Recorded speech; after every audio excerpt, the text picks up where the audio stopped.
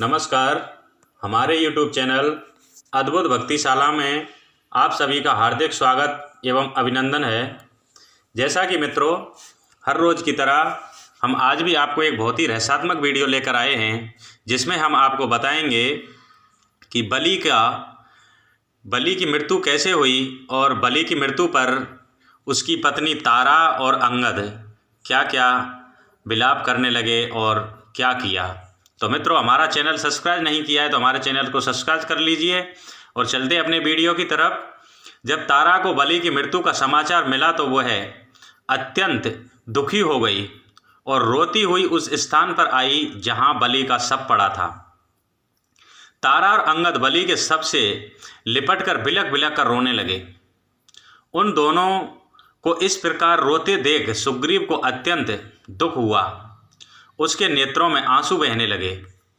तारा बलि से लिपटकर विलाप कर रही थी कि हे आर्यपुत्र, आप जैसे पराक्रमी वीर की राम ने छिपकर हत्या करके अत्यंत नंदनीय कर्म किया है। हे नाथ, आप मौन होकर क्यों पड़े हैं? आप अपने पुत्र अंगद को किसके सहारे छोड़ गए हैं? देखिए वह किस प्रकार से बिलख बिलख कर रो रहा है। हे आर्यपुत्र, आज आप ऐसे निर्मोही कैसे हो गए? हे स्वामी, आप मुझे और अंगद को किसके भरोसे छोड़े जा रहे हैं? सुग्रीव, आज राज्य का सुख भोगो। आज मेरे पास पुत्र ऐश्वर्य सब कुछ होते हुए भी मैं विधवा के नाम से पुकारी जाकर संसार में तिरस्कर जीवन व्यतीत करूंगी। पुत्र अंगद, अपने धर्म प्रेमी पिता का अंतिम दर्शन कर लो।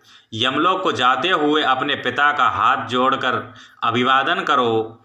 देखो स्वामी, आपका पुत्र आपको हाथ जोड़ रहा है, आपके सामने खड़ा है। उसे आशीर्वाद क्यों नहीं देते? आज आपने इस युद्ध रूपी यज्ञ में मेरे बिना कैसे भाग लिया? बिना अर्धांगिनी के तो कोई यज्ञ पूरा नहीं होता। इस प्रकार तारा नाना प्रकार से बिलख बिलख कर रोने लगी। बलि के वानर सरदारों ने बड़ी कठिनाई से उसे सबसे अलग किया था। धनुष धारण किए राम को देखकर तारा उनके पास आकर बोली, हे अमल कमल दलोचन श्री राम, आप वीर तेजस्वी धर्मात्मा और महान दानवीर हैं। मैं आपसे एक दान मांगती हूँ। जिस बाण से आपने मेरे पति के प्राण लिए हैं उसी बाण से मेरे प्राण हर लीजिए, ताकि मैं मरकर अपने पति के पास पहुंच जाऊं। मेरे पतिदेव स्वर्ग में मेरी प्रतीक्षा कर रहे हैं।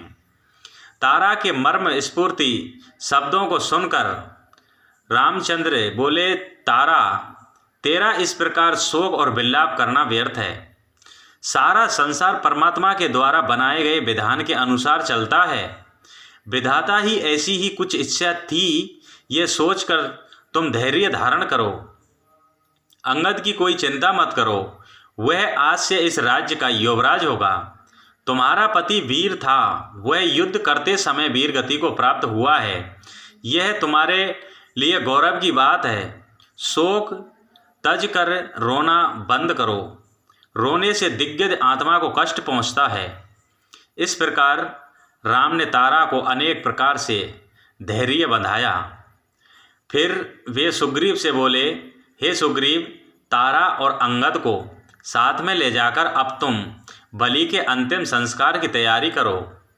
अंगद, तुम इस प्रकार संस्कार के लिए कृत चंदन आदि ले आओ, और हे तारा, तुम भी शोक को त्याग कर बलि के लिए अर्थी की तैयारी कराओ। इस प्रकार रामचंद्र जी ने सबसे कहकर सुनकर बलि के अंतिम संस्कार की तैयारी करवाई। बलि की सब यात्रा में बड़े बड़े योद्धा और किष्किंधिया निवासी रोते कलपते शमशान घाट पहुँचे। स्त्रियों के करुणाजनक विलाप से संपूर्ण वातावरण शोकाकुल प्रतीत हो रहा था। तो मित्रों, नदी के किनारे पर जब चिता बनाकर बलि का शव उस पर रखा तो संपूर्ण वातावरण एक बार फिर करुणा और चीत्कार से गूंज उठा। तारा पुन बलि के शव से लिपटकर वह चिता पर ही उससे लिपटकर विलाप करने लगी और विलाप किए जा रही थी। बड़ी कठिनाई से उसे बलि के शव से अलग किया गया था।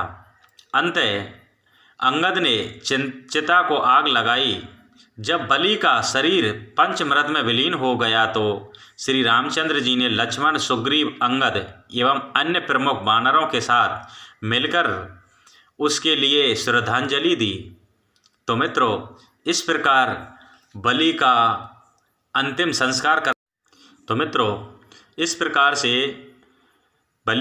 संस्कार कराया और अंगद को किष्किंधा का राजा बनाया। और यही हमारा वीडियो समाप्त होता है। कल आपको न्यू वीडियो के साथ में फिर उपस्थित होंगे। तब तक के लिए जय हिंद, जय भारत। हमारा चैनल सब्सक्राइब नहीं किया तो हमारे चैनल को सब्सक्राइब कीजिए।